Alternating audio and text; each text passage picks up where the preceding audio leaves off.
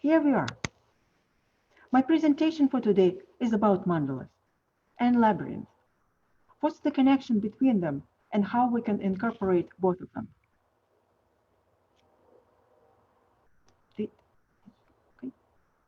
I'm still, I'm expect there is a delay because I can see the Zoom presentation switched, but not my, not Facebook. Okay, here we are. Now I can see. Okay, wonderful. So as you can see, mandalas here, they're ancient images, mostly known as mandala of the East. Originally, they came from Himalayas, Tibet, Japan, and Hindu. They're round circles, and mandala in Sanskrit means just a circle that was viewed as a sacred train host. As many of you know, if you listened to other presenters earlier today, that circle in Neurographica is one of the most powerful figures. It's a symbol of balance, harmony, perfection.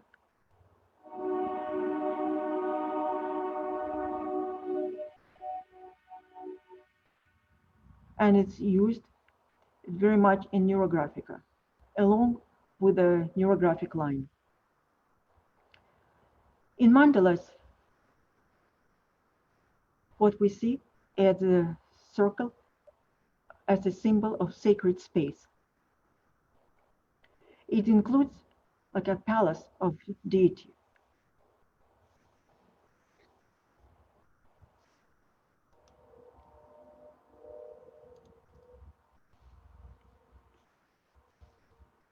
It also can have like 4 entrances and with symbol inside. Either it's a symbol of deity or a symbol like yantra. On this side, you can see the famous Tibetan sand mandala. That's a symbol of impermanence. When it's created, and after that, it's destroyed. The purpose of mandalas is concentration.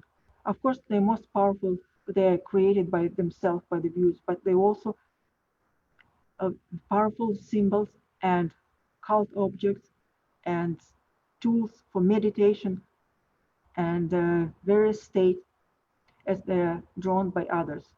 Even watching how others create mandalas could be a very powerful effect. The person who brought mandala, as we know today in the West, is Carl Jung, a famous Swiss psychologist who thoroughly studied mandalas and used them in his practice, in his analysis and healing methods. He viewed it as archetype of wholeness, a sacred space for the self. Many people who experience drawing mandalas have a feeling of relaxation. I think it's focused. I see that somebody's comments that it's focused, but I can't do anything.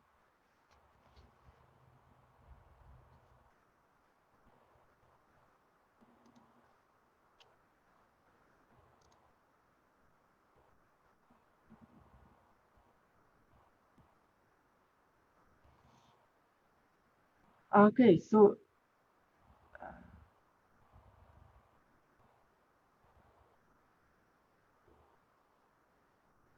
in my, sorry for interruption, in my Zoom it shows focused, but the way it's shown in Facebook, it's not focused.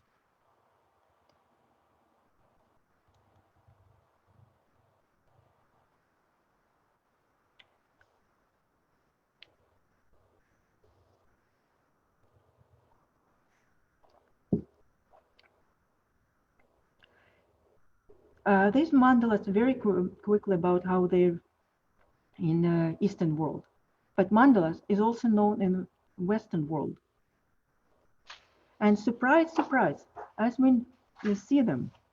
They can be found in the Christian images. A famous Rosetta windows in Notre Dame de Paris Cathedral. They're incorporated in domes inside, where they have all the gathering energy that comes in the center, where you can have the images of Christ and Mary or scenes from the Bible. They also appear in other traditions. For example, Muslim mosque, intricate designs that decorate the domes of mosques, and of Jewish synagogues. The same idea with symbolism appearing in the domes that concentration that shows the concentration of energy. But basically, what they do, they concentrate energy and draw the viewer inside. Mandalas are round, but they also, we talk about cathedral, they can be also appear in architecture and in decoration on the floor. That takes us to the next one, is a labyrinth. We can't miss a famous Chartres Cathedral in France. There's a very intricate labyrinth drawn on the floor.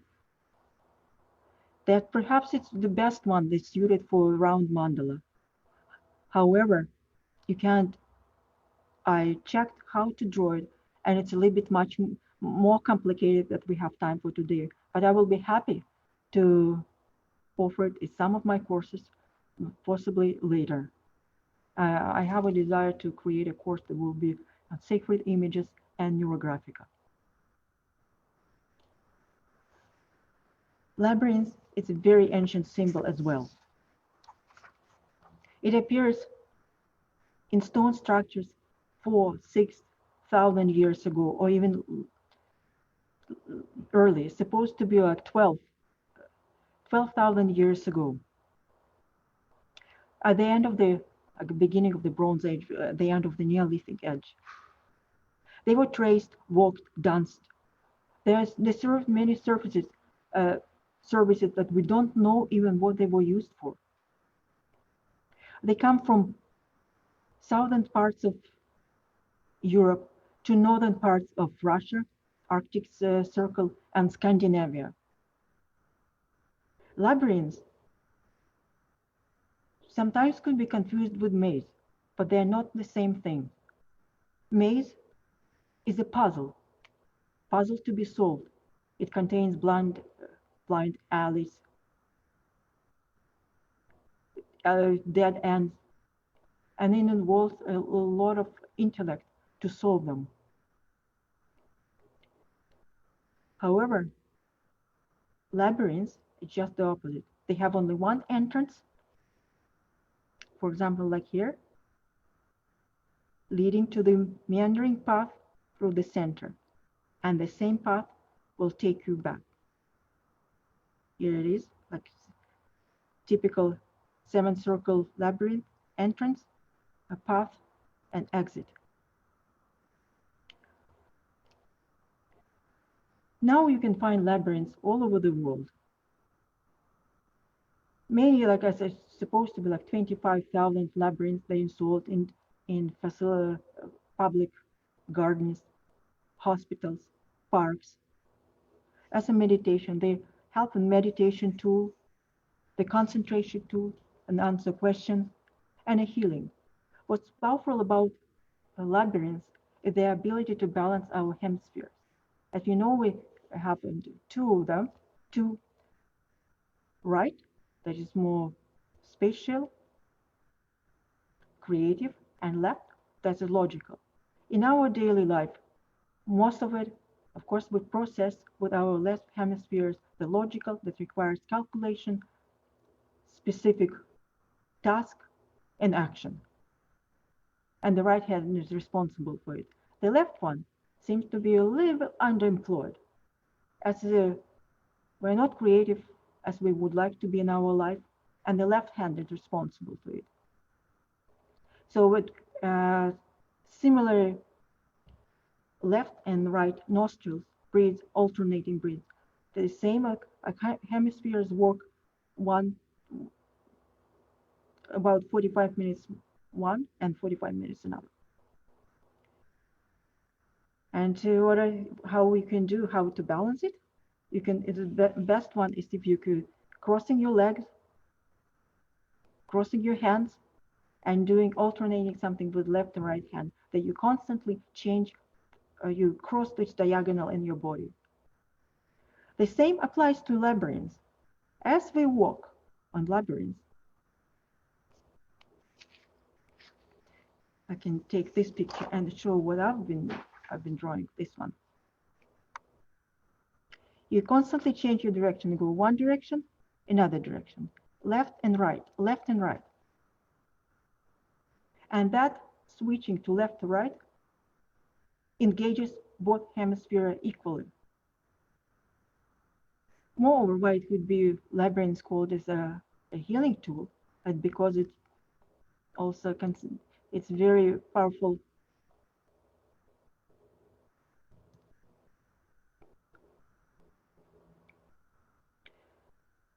a relaxation tool. As there's no way, we do not have to think by walking the path. All we can do just to follow it, and we enter it with a request of prayer or image that we want to hold. We come to the center, we breathe a little bit, and we come back.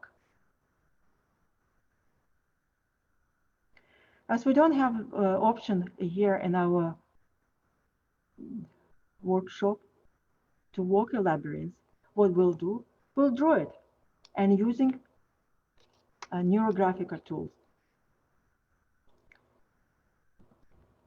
And here, and I will explain how we do it and how we will incorporate the mandala symbol.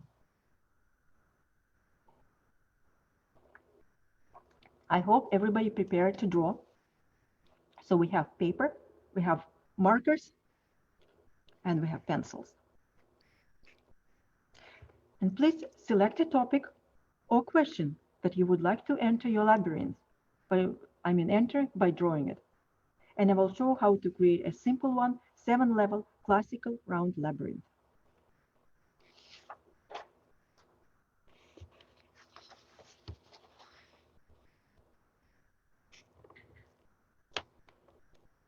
Okay, so I hope everybody's ready.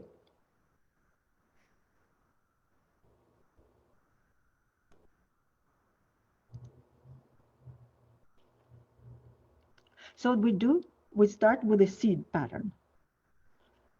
Please find about one third from the bottom and draw a plus sign, like this, a big plus sign. I use this fat marker Sharpie. It's not my regular tool, but I would like it to see better. So that's why I'm using it. And then we'll create like a corner and another corner. One more corner.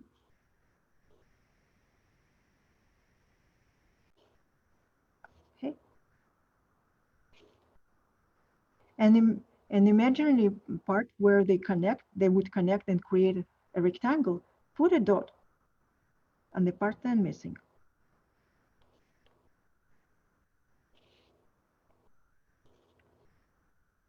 This is the seed pattern for a classic 7-level labyrinth.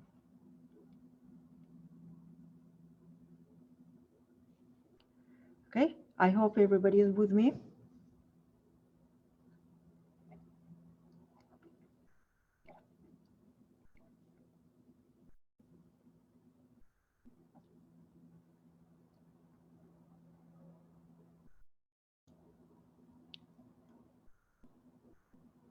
Okay, so now we will continue. I assume that everybody has.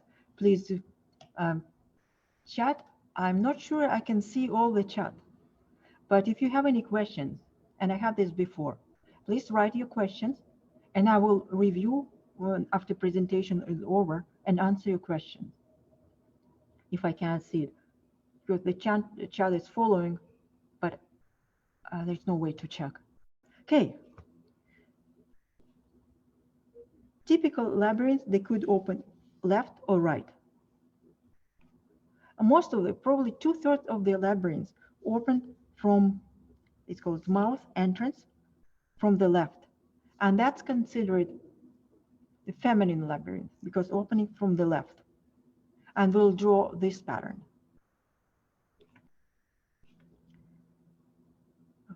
If we need to do the opposite one, you'll just have to flip it and do like a mirror image. Here we are. Now we'll position your marker just in the plus and do an arc. Connect the first corner, the first line on the left, on the right.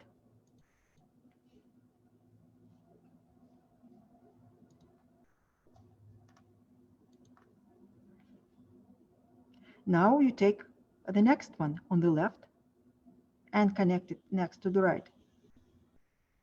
As you can see, I left this space.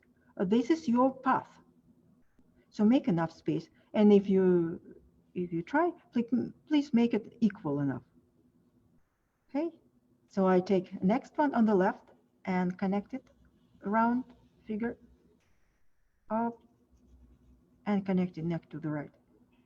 Okay, seems like something is coming here. Path is ready. As the next one, we'll a little bit extend it. I make it nice and round.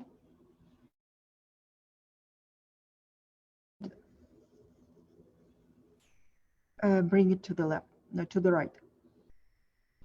And in this manner, we'll continue, we'll extend around, leaving enough path around.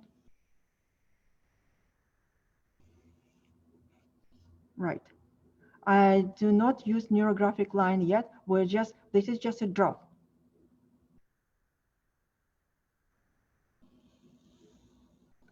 Again.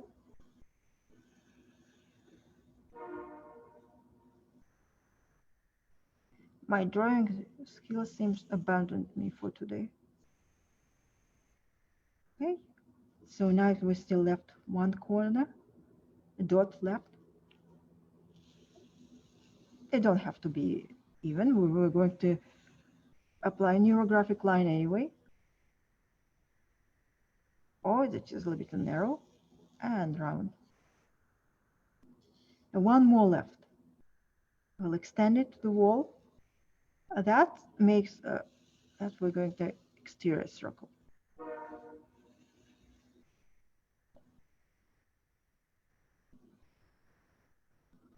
Get it, get it. And we close it. Here we are. We completed our labyrinth drawing it.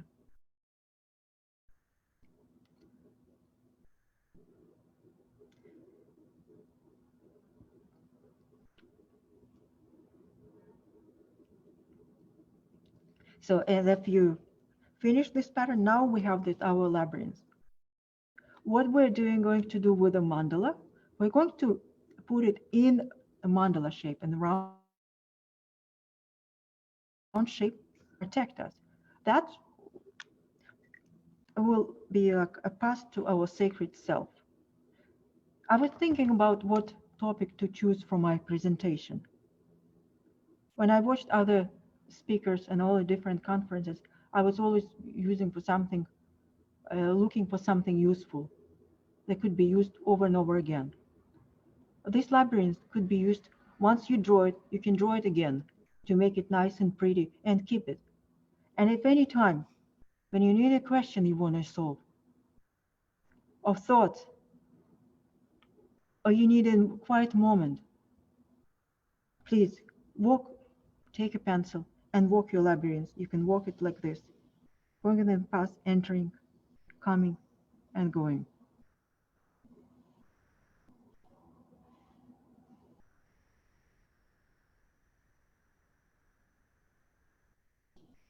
That will take you and doing it really fast.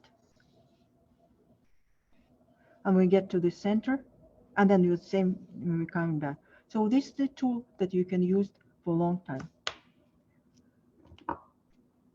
Now we can encircle it in the mandala.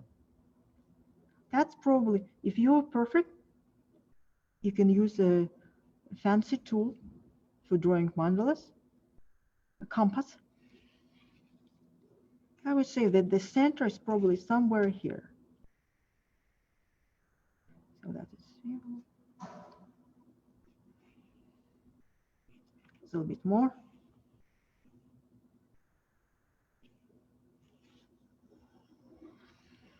Supposedly like this.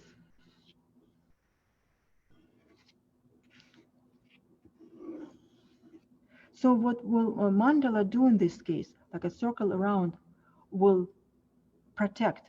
It offers like a protection. It creates boundaries between you. That would be like a metaphor, an image for you yourself when you want to come to the center of yourself. And the outside world. This mandala will protect, will serve as a protection. If you want to increase boundaries between you and the world, you can strengthen the world and create the two. I use the tool, but if you don't have it, just use a pencil, make sure, and create a circle, just like this by hand. That can work really well. A light changed, the sun appeared. That's worked well. And if you want to double protection, you can create a second one. So now it's time to use our markers and create neurographic lines. I hope that everybody will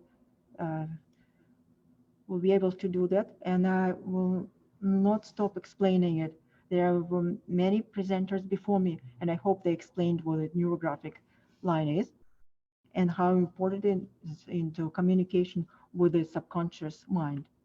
But for those who joined me only now, please, I will remind again that neurographic line doesn't repeat itself in every segment.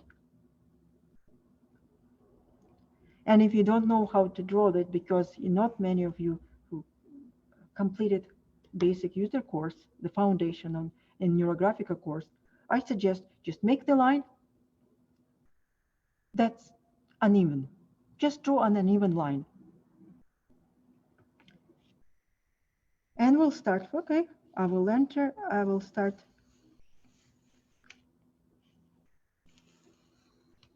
My lines are uneven enough, so just make sure that I consciously applied and outlined my walls of the labyrinth with a neurographic line.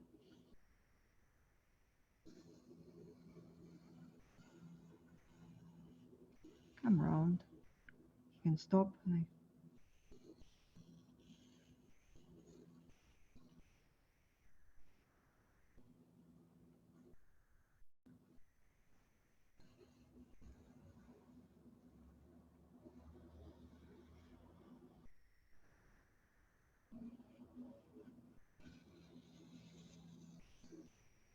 And every corner, of course, you know what to do with every corner. We round them.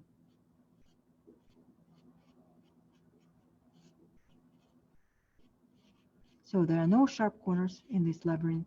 We wanted it to be helpful, not a conflicting figure, and soft, meditative.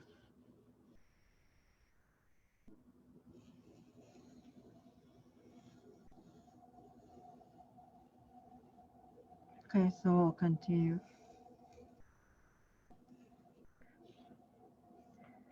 How many times you want to do that? Well, as many if you want. So on my drawings, for example, here, I will probably I drew with my pencil lines probably 5 or 6 times. I went over those lines.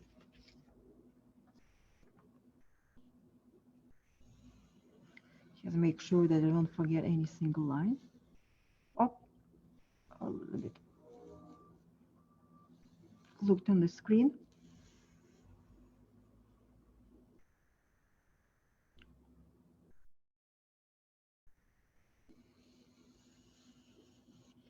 Okay, similar. So now we're going back surrounding. If you've done at least one or neurographic line over the labyrinth, let's do the mandala.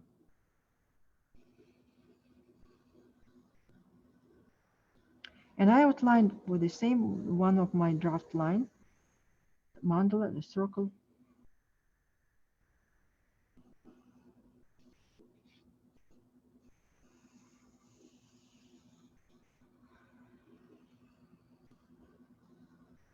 And I can also do the second one.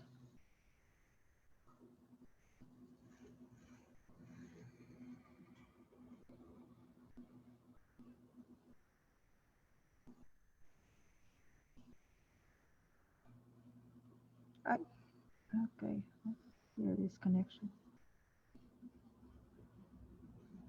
And if I want to ensure more boundaries between me, the sacred self, and the world, if I need this kind of protection, of course I can create stronger walls.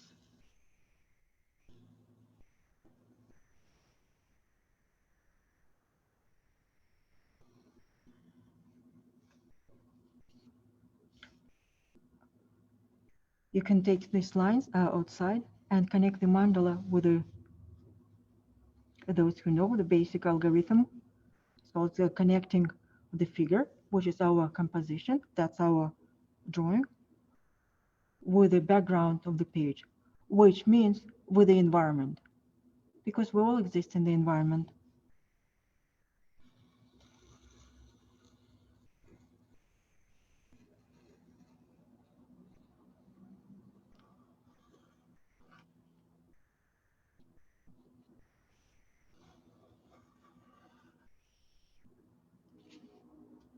Unlike minimalistic drawings, neurographic drawings, all about lines. How many lines? The more lines, the better. The more connection.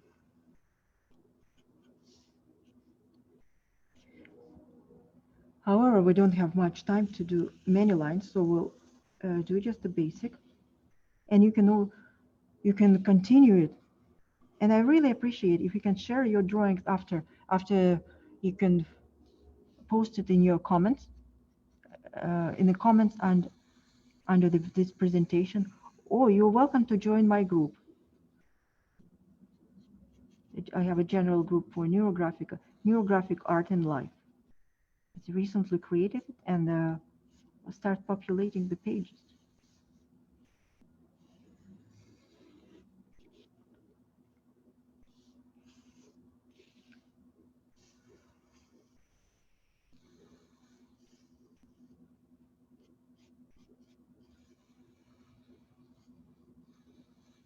So this is my, you can also create, connect my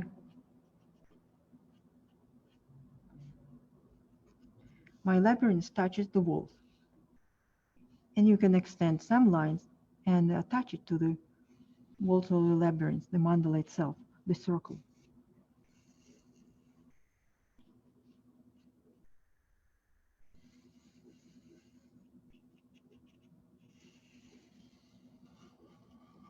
And we leave this space open so we can walk in and use it as a meditation and a concentration tool.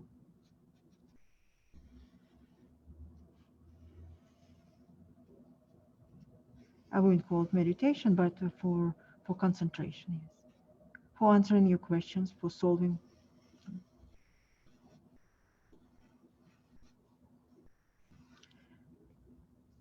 So what else is missing? And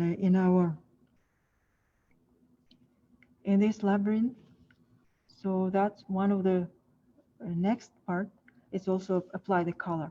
A color that makes best connection through our subconscious mind.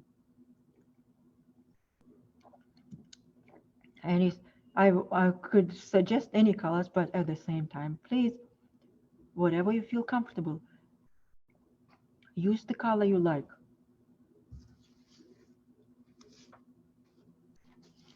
I have my own colors, of course, and patterns, and if you can see, some pencils are used, some more than others.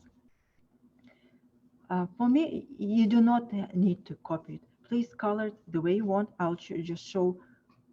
For me, as the center is a sacred point, I like using it, radiating light from the center.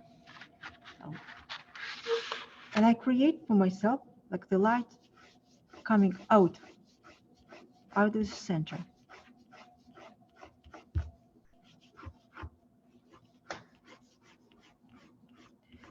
For coloring, if you know, you can use a system of the 5 elements, the Chinese system, ancient philosophy, or chakras, the 7 colors of chakras.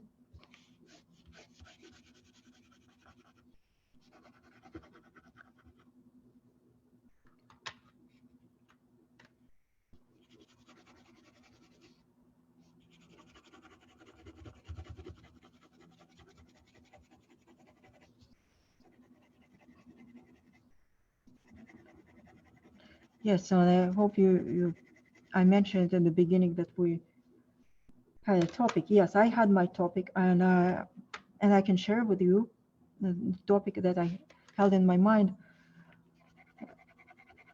I'm leaving my beautiful studio. That was a decision, and moving to a different. I'm not moving to a studio. I'm moving to stay at home for the time being, and will work online. That was my my decision, because I decided my resolution, since I wanted to start teaching online, and I realized that I don't need such a big studio.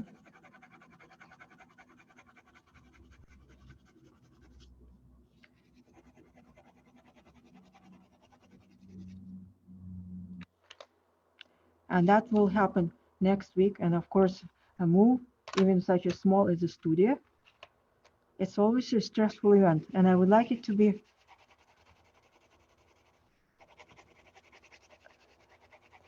as harmonious and stressless as possible.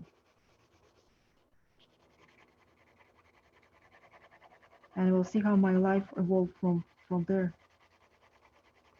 So my new chapter, and I was thinking about before this workshop, before this mandala, I was thinking now how my life will change. It's a big change for me, as I've been renting studios, different studios, for over 10 years.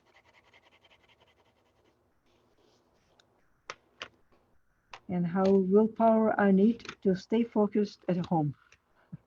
So here's my musing with respect to this labyrinth.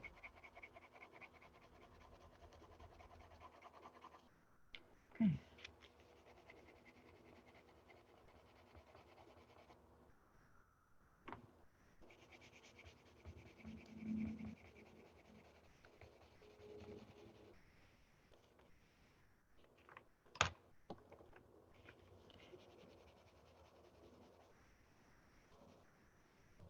Of course, I have my favorite colors that I use in every of my drawings. If you may ask me what I use very simple pencil, as my graphic works are not so much for show. But I would like to warn anybody, if you use inexpensive pencils and you expose your drawings, like I have from a dollar store, from a inexpensive brand, which work perfect for studying, for doing your sketches. But as soon as you expose them to light, they fade. And unfortunately, I created beautiful pieces, and I didn't realize that it has to be professional grade pencils for this kind of work. And some of my drawings are very unfortunately faded, very much. But for personal use, no problem. You can use any pencils and colors and paper you want. Yes, also acid-free paper is you for archival quality paper.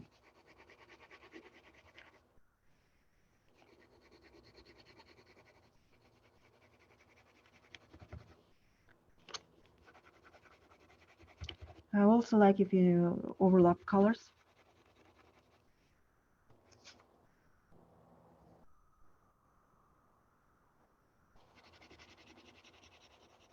And vary the strength of pressure on the pencil.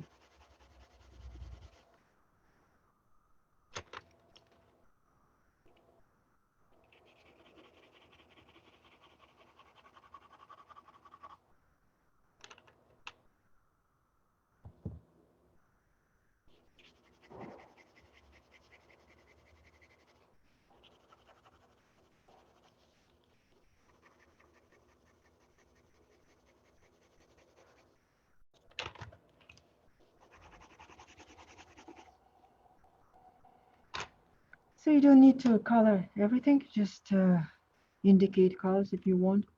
White is also a color. We're almost finishing our presentation today.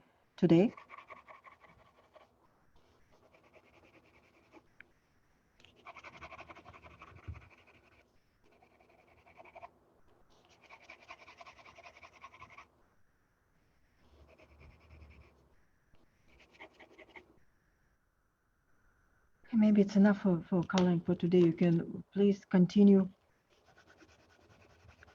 When I finish, I will post my drawing, the finished drawing.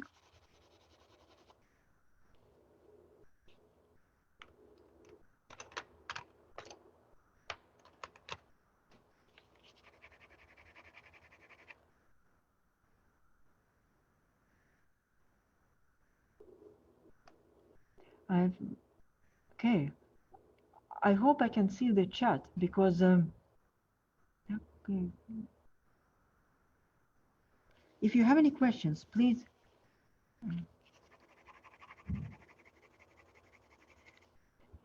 Okay, I see from Lucy.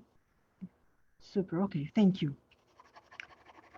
Thank you for posting something. At least I know that the chat is that I can see the chat.